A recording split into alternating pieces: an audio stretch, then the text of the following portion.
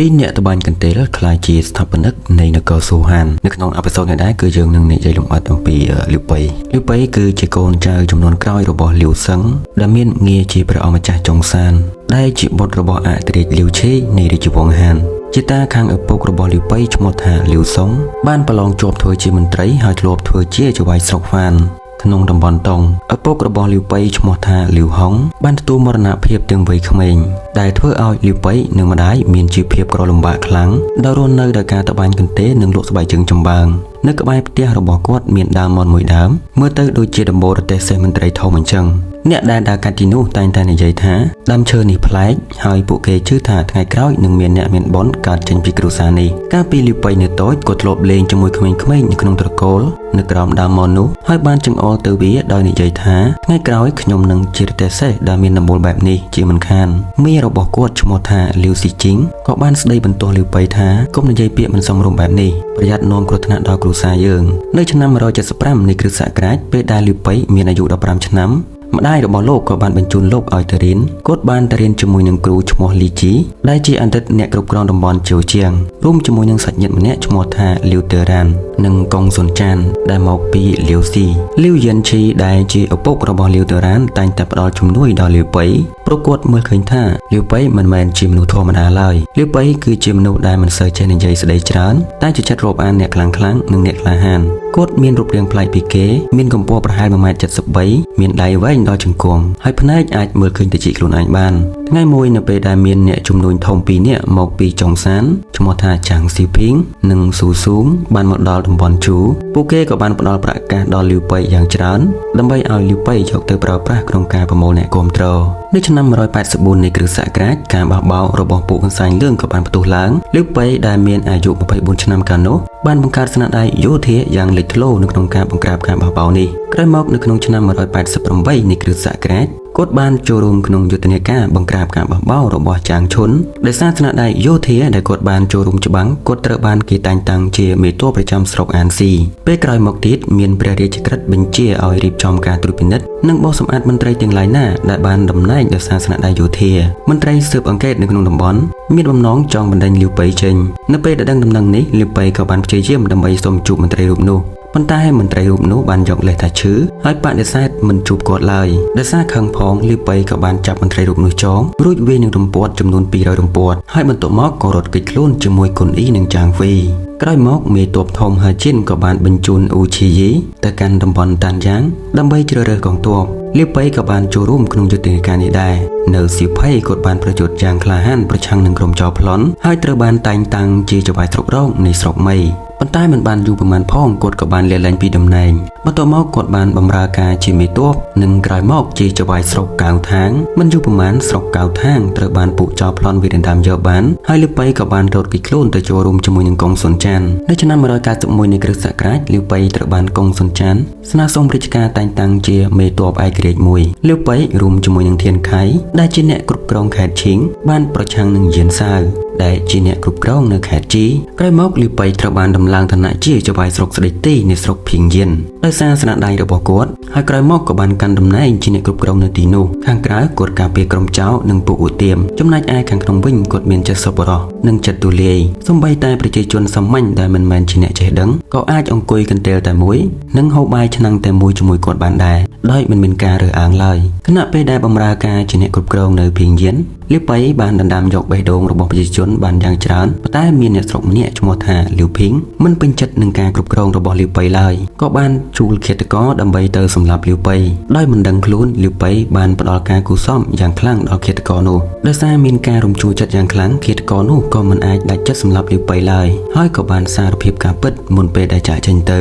នៅក្នុងឆ្នាំ192នៃគ្រិស្តសករាជកុងសុនចាន់បានបញ្ជូនលីវប៉ៃសានជីងទៅបោះជំនុំនៅក្បែរយៀនសាវដើម្បីជាការគំរាមកំហែងយៀនសាវនិងគាំទ្រយៀនស៊ូប៉ុន្តែពួកគេត្រូវបានចាញ់យៀនសាវដែលគណៈពេលនោះយៀនសាវបានចងសម្ព័ន្ធជាមួយនឹងឆាវពេលមួយគុនហៃដែលជាមេដឹកនាំដែលនៅសេសសល់ពីក្រុមបះបោ កន្សែងលឿងបានដឹកនាំកងទ័ពដ៏ធំមួយទៅវាយប្រហារបៃហៃខុងរងដែលជាអ្នកគ្រប់គ្រងនៃបៃហៃត្រូវបានឡោមព័ទ្ធនិងធ្លាក់ក្នុងស្ថានភាពដ៏លំបាកគាត់បានបញ្ជូនមេទ័ពម្នាក់ឈ្មោះថាតៃទីជីឲ្យទម្លុះការឡោមព័ទ្ធដើម្បីស្វែងរកជំនួយពីលាវប៉ៃក៏បានឆ្លើយតបដោយភ្ញាក់ផ្អើលថាអ្នកគ្រប់គ្រងនៃហេប៉ៃលោកខុងរងពិតជាស្គាល់ថាមានមនុស្សឈ្មោះលាវប៉ៃដែរនៅលើលោកនេះលាវប៉ៃក៏បានបញ្ជូនទ័ពឆ្នាមចំនួន 3000 នាក់ភ្លាមឲ្យទៅជាមួយនឹងតៃទីជីដើម្បីទៅជួយសង្គ្រោះបៃហៃនៅពេលដែលដឹងដំណឹងថាកងទ័ពជំនួយមកដល់ពួកក្រុមកសែងលឿងក៏បានបែកញែកគ្នាហើយខុងរងក៏ត្រូវបានសង្គ្រោះចេញពីការឡោមព័ទ្ធនេះក្រោយមកនៅពេលដែលយិនសាវវាយប្រហារកុងសុនចានលាវប៉ៃនិងធានខៃក៏បានចល័តទ័ពទៅទិសខាងកើត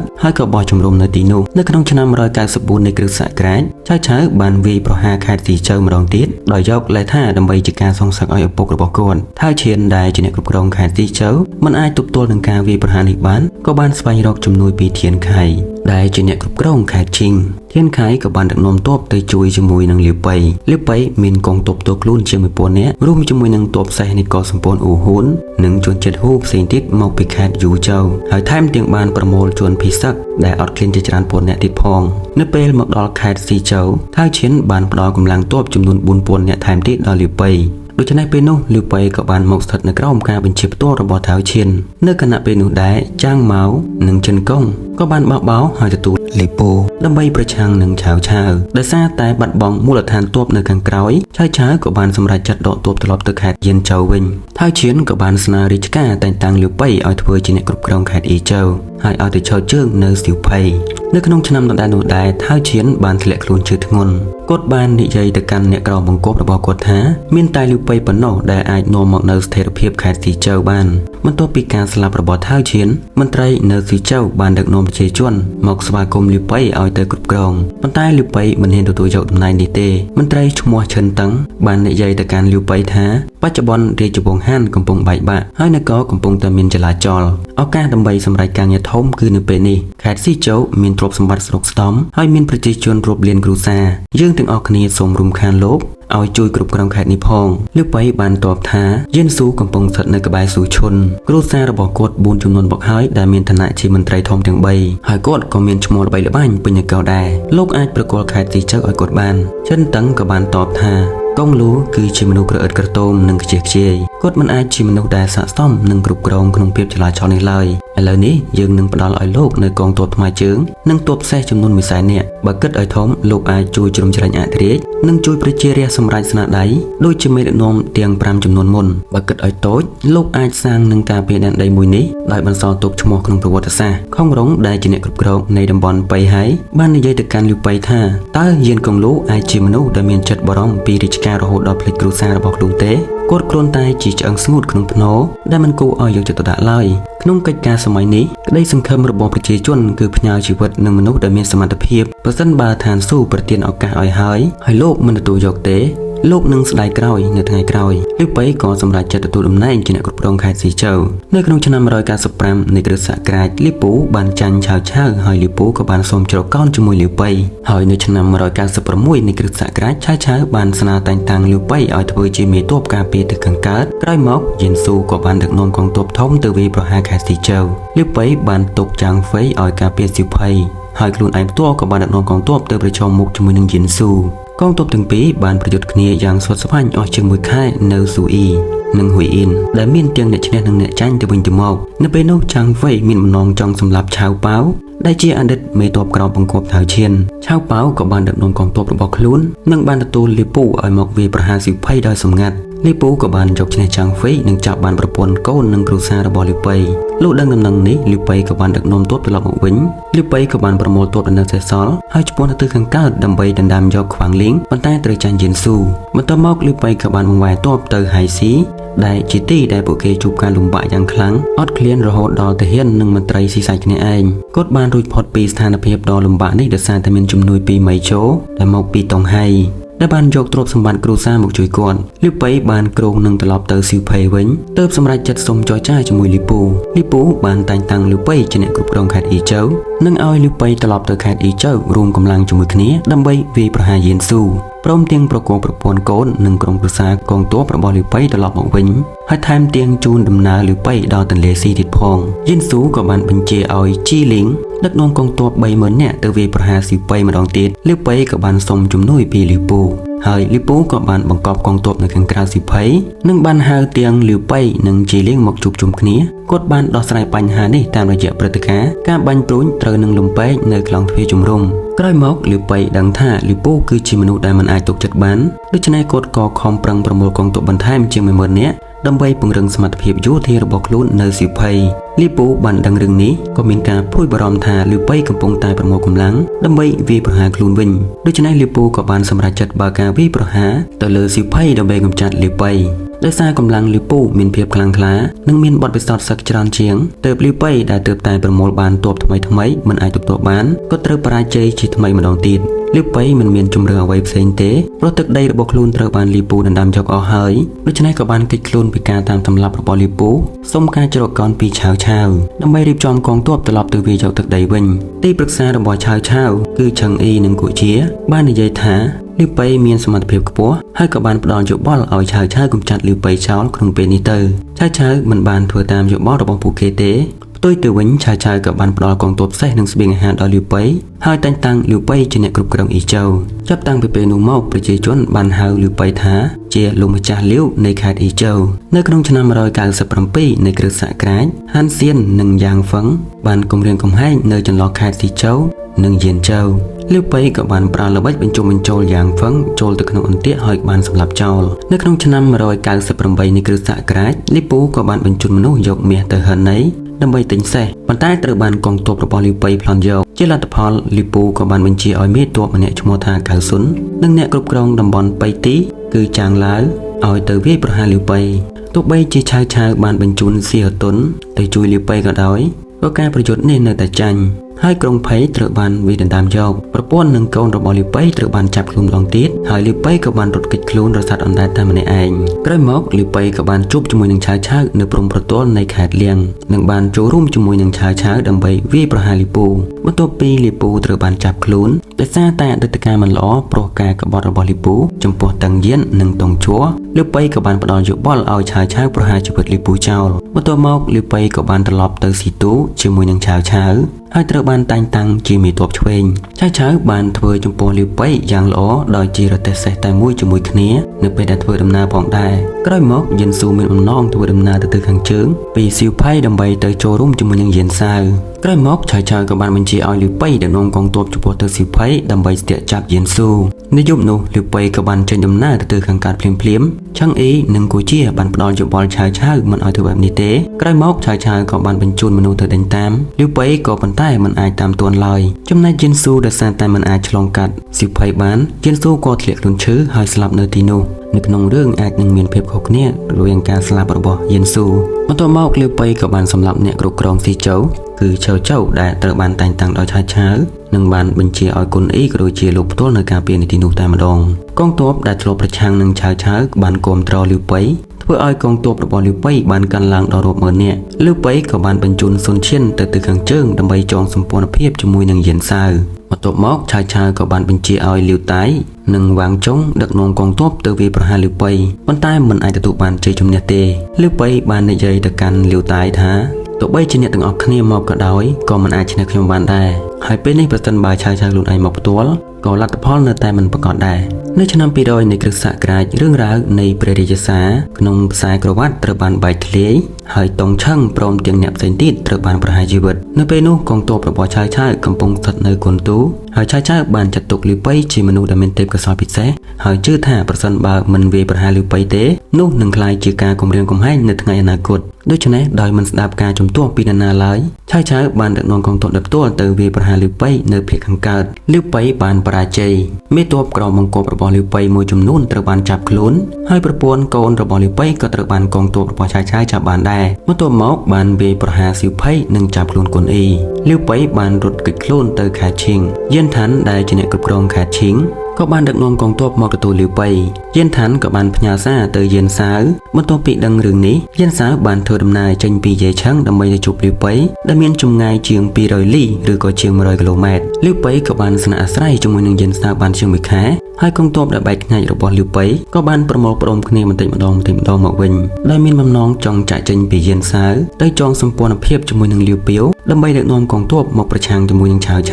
លាវពាវបានទទួលលាវប៉ៃដោយផ្ទាល់នៅជ័យក្រុងដោយបានប្រព្រឹត្តចំពោះលាវប៉ៃដោយសេចក្តីគោរពដូចជាភ្ញៀវបន្ទាប់មកលាវប៉ៃក៏បានទៅឆោតជើងនៅសៀនយេអ្នកក្លាហាននិងអ្នកមាននៅក្នុងស្រុកនៃខេត្តជីងទាំងអស់បានទៅចោះចូលជាមួយនឹងលាវប៉ៃទើបធ្វើឲ្យលាវពាវមានការសង្ស័យលាវពាវក៏ចាប់ផ្ដើមពង្រឹងការការពារខ្លួនពីលាវប៉ៃយ៉ាងស្ងាត់ដឹកនាំកងទ័ពទៅភាគខាងជើងដល់ស្រុកយេដែលជាទីតាំងប្រជុំមុខដាក់គ្នាជាមួយនឹងសៀហតុននិងអ្នកដទៃទៀតនៅជម្រាលភ្នំពោវាងលាវប៉ៃបានប្រើល្បិចដកថយដោយរៀបចំកងទ័ពវាឆ្មក់ប្រហារសៀហតុននិងយូជីនបានចាញ់ល្បិចហើយបានដេញតាមលាវប៉ៃទាំងមិនដឹងថានេះជាអន្ទាក់ជាលទ្ធផលពួកគេត្រូវបានកងទ័ពរបស់លាវប៉ៃវាប្រហារបំបាក់យ៉ាងដំណំនៅក្នុងអំឡុងពេលប្រមាណឆ្នាំដែលលាវប៉ៃស្នាក់នៅខេត្តជីងលាវប៉ៃមានអារម្មណ៍ថាខ្លួនកាន់តែចាស់ទៅខណៈដែលសមិទ្ធផលរបស់ខ្លួននៅមិនទាន់សម្រេចបានលោកបានបង្ហាញពីការសោកស្ដាយដែលខ្លួនខ្វះឱកាសធ្វើការធំទោះបីជាខ្លួនមានសមត្ថភាពក៏ដោយនៅឆ្នាំ207នៃគ្រិស្តសករាជលាវប៉ៃក៏បានផ្ដល់យោបល់ឲ្យលាវពាវឆ្លៀតឱកាសពេលដែលឆាវកំពុងធ្វើសង្គ្រាមប្រឆាំងនឹងពួកអូហ៊ូនដើម្បីធ្វើការវាយឆ្មក់ទៅស៊ីទូលាវពាវមិនបានទទួលយកយោបល់នេះទេនៅឆ្នាំ207នៃគ្រិស្តសករាជលាវប៉ៃក៏បានអញ្ជើញជូកលៀងចេញពីអ៊ូឡុងកាងនៅណានយ៉ាងឲ្យមកកាន់សៀនយេដោយគោរពយ៉ាងស្មោះស្ម័គ្រនៅក្នុងឆ្នាំនោះដែរកូនប្រុសរបស់គាត់គឺលាវសានក៏បានចាប់កំណើតនៅសៀនយេដែរនៅក្នុងកតោមស្បូវជូកលៀងបានវិភាគស្ថានភាពក្នុងលោកជួនលាវប៉ៃគាត់បានស្នើគោលគំនិតយុទ្ធសាស្ត្រមួយថាដំបូងត្រូវយកខេត្តជីងជាមូលដ្ឋានជាមុនសិនបន្ទាប់មកយកខេត្តអ៊ីចៅដើម្បីបង្កើតតុល្យភាពអំណាច3ភាគហើយបន្តរៀបចំផែនការយកភូមិភាគកណ្ដាលដើម្បីស្ដាររាជវង្សហានឡើងវិញនេះក្រោយមកត្រូវបានគេស្គាល់ថាជាផែនការខ្ទមស្បូវឬក៏ហៅថាផែនការឡុងចុងនៅពេលដែលលាវពាវមានជំងឺធ្ងន់ធ្ងរលោកមានបំណងប្រគល់ខេត្តជីងឲ្យទៅលាវប៉ៃលោកបាននិយាយទៅកាន់លាវប៉ៃថាកូនប្រុសរបស់ខ្ញុំសុទ្ធតែគ្មានសមត្ថភាពហើយមេទ័ពនៅខេត្តជីងក៏បានស្លាប់ជាបន្តបន្ទាប់គ្នាបន្ទាប់ពីខ្ញុំស្លាប់ទៅអ្នកត្រូវតែគ្រប់គ្រងខេត្តជីងជើជំនួសខ្ញុំលាវប៉ៃបានឆ្លើយតបថាកូនរបស់លោកពិតជាមានសមត្ថភាពណាស់សូមលោកសម្រាកនិងថែរក្សាសុខភាពឲ្យឆាប់ជាសះស្បើយមនុស្សមួយចំនួនបានផ្ដល់យោបល់ឲ្យលាវប៉ៃថាគូតែធ្វើតាមពាក្យរបស់លាវពាវទៅប៉ុន្តែលាវប៉ៃបានឆ្លើយតបថាលាវពាវបានប្រព្រឹត្តចំពោះខ្ញុំយ៉ាងល្អណាស់ប្រសិនបើខ្ញុំទៅជំនួសកូនរបស់គាត់មនុស្សក្នុងលោកប្រកាសជាគិតថាខ្ញុំប្រព្រឹត្តចំពោះលាវពាវមិនល្អជាមិនខានដូច្នេះខ្ញុំមិនអាចធ្វើបែបនេះបានទេនៅឆ្នាំ208នៃគ្រិស្តសករាជឆាវបានដឹកនាំកងទ័ពដ៏ធំទៅភាគខាងត្បូងដោយផ្ទាល់នៅពេលនោះលាវពាវក៏បានស្លាប់ដោយសារជំងឺទៅហើយកូនប្រុសរបស់គាត់គឺលាវឆុងបានឡើងស្នងតំណែងលាវឆុងក៏បានបញ្ជូនទូតទៅសុំចុះចាញ់ឆាវប៉ុន្តែមិនហ៊ានប្រាប់លាវប៉ៃឡើយពេលនោះលាវប៉ៃកំពុងតែឆោតជើងជាមួយកងទ័ពរបស់ខ្លួននៅវ៉ាន់ឆឹងបន្ទាប់ពីមួយរយៈពេលក្រោយមកទើបលាវប៉ៃដឹងអំពីដំណឹងនៃការចុះចាញ់របស់លាវឆុងដូច្នេះគាត់ក៏បានបញ្ជូនមនុស្សចំណិតទៅសួរនាំលាវឆុងក៏បានបញ្ជាឲ្យសុងចុងទៅប្រាប់លាវប៉ៃថាកងទ័ពរបស់ឆាវបានមកដល់វ៉ាន់ឆឹងហើយពេលដែលដឹងរឿងនេះលាវប៉ៃក៏មានការភ្ញាក់ផ្អើលយ៉ាងខ្លាំងហើយបាននិយាយទៅកាន់សុងចុងថាអ្នកទាំងអស់គ្នាធ្វើរឿងបែបនេះដោយមិនប្រាប់ខ្ញុំឲ្យបានដឹងមុនសោះឥឡូវនេះក្រុមហ៊ុនត្រៃក៏ជិតមកដល់ហើយទើបអ្នកមកប្រាប់ខ្ញុំតើនេះមិនហួសហេតុពេកទេឬបន្ទាប់មកគាត់ក៏បានដកដាវចង្អុលទៅសុងចុងដោយនិយាយថាការកាត់ក្បាលរបស់អ្នកឥឡូវនេះគឺមិនគ្រប់គ្រាន់ដើម្បីរំសាយកំហឹងរបស់ខ្ញុំដែរហើយខ្ញុំនឹងមានការខ្មាស់អ៊ីនដែលបានសម្លាប់មនុស្សដូចអ្នកលាវប៉ៃក៏បានអនុញ្ញាតឲ្យសុងចុងចាក់ចេញហើយបានប្រជុំអ្នកដែលដើរតាមខ្លួនដើម្បីពិភាក្សាអ្នកខ្លះបានឲ្យយោបល់លាវប៉ៃឲ្យចាប់ខ្លួនលាវឆុងនិងមន្ត្រីខេត្តជីងជើទាំងអស់រួចដកថយទៅភាគខាងត្បូងទៅកាន់ជាងលៀងលាវប៉ៃក៏បាននិយាយថាលោកម្ចាស់លាវពាវបានផ្ញើកូនរបស់គាត់មកឲ្យខ្ញុំមើលថែរក្សានៅពេលដែលគាត់ជិតស្លាប់ការក្បត់ទំនុកចិត្តដើម្បីប្រយោជន៍ផ្ទាល់ខ្លួនគឺជាអ្វីដែលខ្ញុំមិនអាចធ្វើដាច់ខាតតើខ្ញុំមានមុខអីទៅជួបលោកម្ចាស់លាវនៅពេលដែលខ្ញុំស្លាប់ទៅលាវប៉ៃក៏បានដឹកនាំកងទ័ពរបស់ខ្លួនចេញទៅនៅពេលដែលឆ្លងកាត់សាងយ៉ាងជូកលៀងបានស្នើឲ្យលាវប៉ៃវាយប្រហារលាវឆុងដើម្បីដណ្ដើមយកខេត្តជីងជូប៉ុន្តែលាវប៉ៃដែលជាសាច់ញាតិត្រកូលតែមួយជាមួយនឹងលាវឆុងមិនដាច់ចិត្តដណ្ដើមយកទេលាវប៉ៃបានស្រែកហៅលាវឆុងនៅខាងក្រៅកំពែងក្រុងប៉ុន្តែលាវឆុងដោយសារតែមានការភ័យខ្លាចមិនហ៊ានចេញមកជួបឡើយ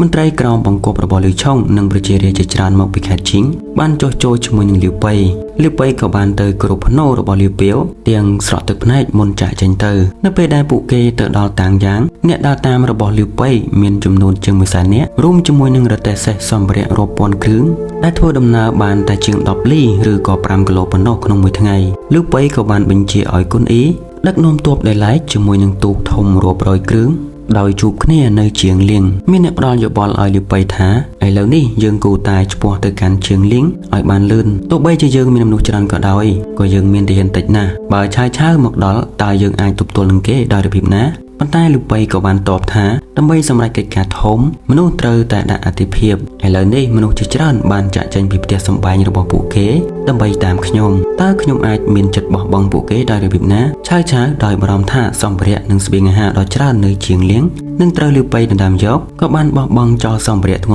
ន់ហើយដឹកនាំកងទ័ពឆ្ពោះទៅសៀងយ៉ាងនៅពេលដឹងថាលីវប៉ៃបានចាក់ចេញទៅហើយលោកក៏បានដេញតាមដោយរទេះសេះនិងទាហានជាង 5,000 នាក់ហើយក៏បានតាមទាន់នៅជម្រាលភ្នំឆាំងប៉ាននៅក្នុងស្រុកតាំងយ៉ាងលីវប៉ៃក៏បានបោះបង់ចោលប្រពន្ធកូនហើយរត់គេចខ្លួនដោយមានទ័ពសេះតាមខ្លួនតែប្រមាណ10នាក់រួមទាំងជូកលៀងចាងហ្វៃនិងចៅអ៊ីងអ្នកដើរតាមលោកផ្សេងទៀតនិងសម្ភារៈភាគច្រើនរបស់លីវប៉ៃត្រូវបានកងទ័ពឆាយឆាវយកនិងចាប់ខ្លួនបានចំណែកកូនប្រុសរបស់លីវប៉ៃគឺលាវសាន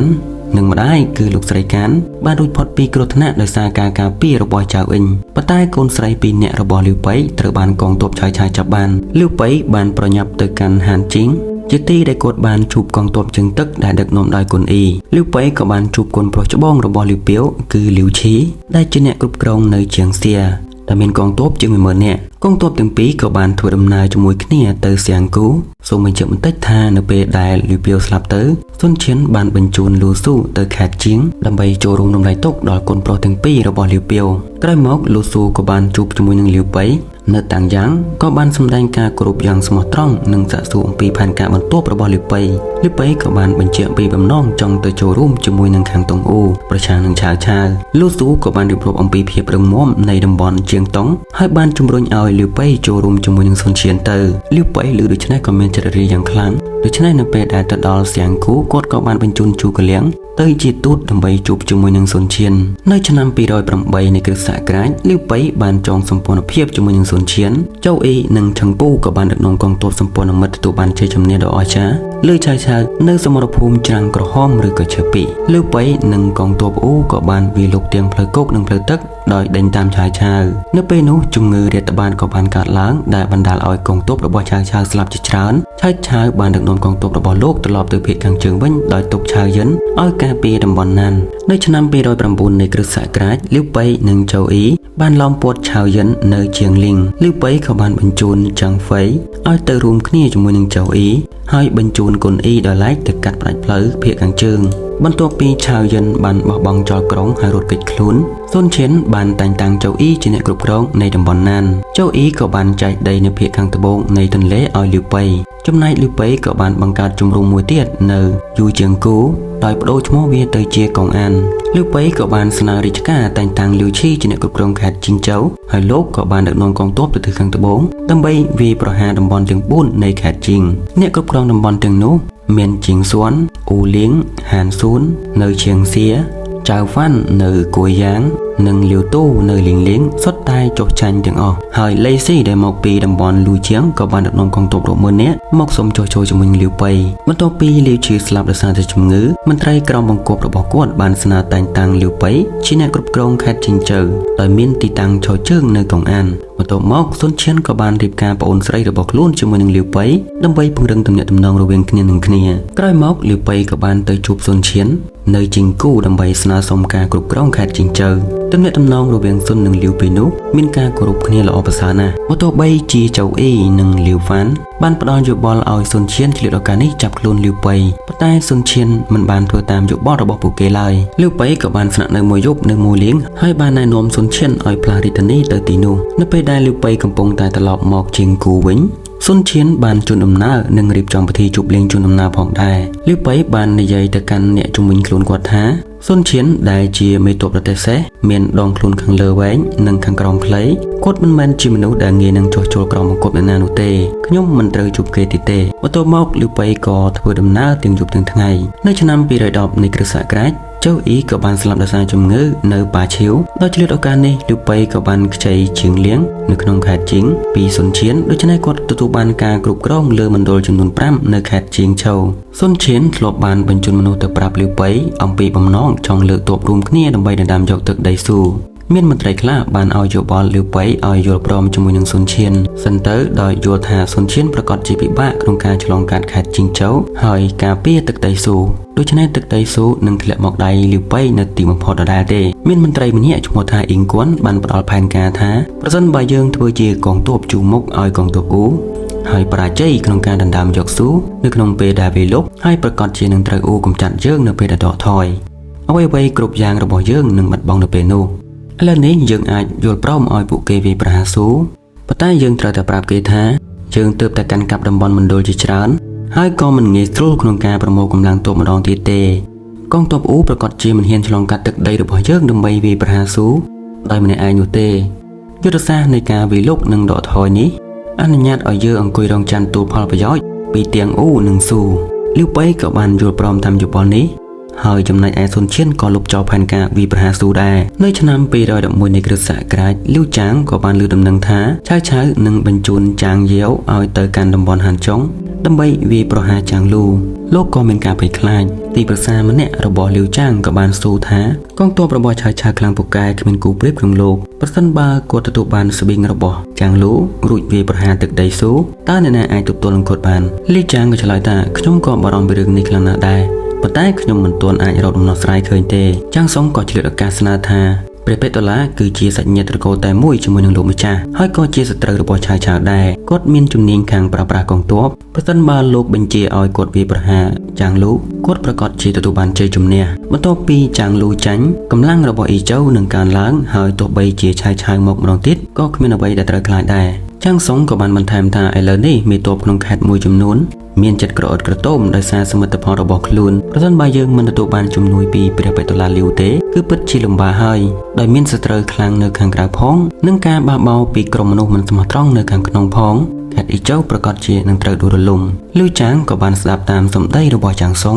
ហើយភ្លាមក៏បានបញ្ជូនហ្វាចឹងជាមួយនឹងកងទ័ពជាង 4000 នាក់ទៅទទួលលីប៉ៃដោយផ្ដល់អំណោយនូវទ្រព្យសម្បត្តិដ៏ច្រើនផងដែរហ្វាចឹងនិងផានថងនៅពេលនោះក៏បានជំរុញឲ្យលីប៉ៃរៀបចំគម្រោងដណ្ដើមយកខេត្តអ៊ីជូលីប៉ៃក៏បានទុកជូកលៀងនិងគុនអ៊ីនិងអ្នកដទៃឲ្យការពារខេត្តជីងជូហើយដឹកនាំកងទ័ពថ្មើរជើងរាប់ម៉ឺននាក់ចូលទៅស៊ូនៅពេលដែលជួបជាមួយនឹងលីវចាងនៅហ្វូឆឹងចាងសុងហ្វាចឹងនិងផានថងសុទ្ធតែបានជំរុញឲ្យលីប៉ៃវាយប្រហារលីវចាងលីប៉ៃក៏បាននិយាយថានេះគឺជារឿងធំមិនអាចធ្វើដោយប្រញាប់ប្រញាល់បានទេលីចាងបានដាក់សំណើតែងតាំងលីប៉ៃ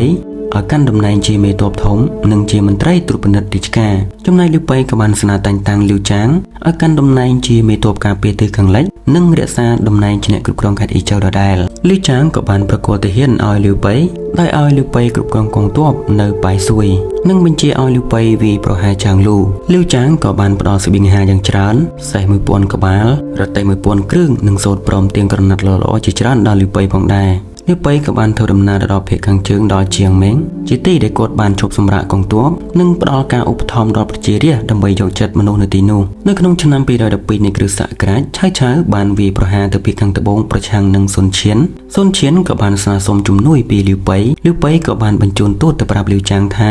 លោកម្ចាស់ឆៅកំពុងធ្វើសង្គ្រាមជាមួយនឹងនគរអ៊ូហើយទឹកដីអ៊ូកំពុងស្ថិតនៅក្នុងវិបត្តិត្រកូលស៊ុននិងខ្ញុំមានទំនាក់ទំនងជិតស្និទ្ធដូចជាបបោមាត់នឹងថ្មិញម្យ៉ាងទៀតយៈចិនកំពុងតែជាប់ដៃប្រយុទ្ធជាមួយនឹងគុនអ៊ីបើយើងមិនទៅជួយគុនអ៊ីឥឡូវនេះទេយៈចិនប្រកាសជានឹងទទួលបានជ័យជំនះដ៏ធំនេះហើយនឹងងាកមកឈ្លានពានព្រំដែនខេត្តរបស់យើងជាមិនខានការព្រួយបារម្ភនេះគឺធំធេងជាងការគំរាមកំហែងពីចាងលូទៅទៀតចាងលូគ្រាន់តែជាចៅដែលការពារខ្លួនឯងប៉ុណ្ណោះមិនគួរឲ្យបារម្ភឡើយលីប៉ៃក៏បានស្នើសុំការអនុញ្ញាតពីលីវចាងដើម្បីធ្វើដំណើរទៅទិសខាងកើតដោយសុំកងទ័ព 10000 នាក់ និងស្បៀងអាហារមួយចំនួនផងដែរប៉ុន្តែលីវចាងបានផ្ដល់ឲ្យតែទាហានជាង 4000 នាក់និងស្បៀងអាហារពាក់កណ្ដាលនៃចំនួនដែលបានស្នើសុំប៉ុណ្ណោះលីវប៉ៃក៏បានឆ្លៀតឱកាសនេះញុះញង់ឲ្យទាហានរបស់ខ្លួនដែលនិយាយថាខ្ញុំកំពុងធ្វើសង្គ្រាមប្រឆាំងនឹងសត្រូវដ៏ខ្លាំងក្លាដើម្បីខេត្តអ៊ីជើហើយកងទ័ពកំពុងធ្វើការយ៉ាងនឿយហត់ដោយគ្មានពេលសម្រាកឥឡូវនេះខេត្តអ៊ីជើស្តុកទុកទ្រព្យសម្បត្តិមហាសាលប៉ុន្តែបែរជាគំនាញ់ក្នុងការផ្ដល់រង្វាន់ដល់អ្នកមានគុណ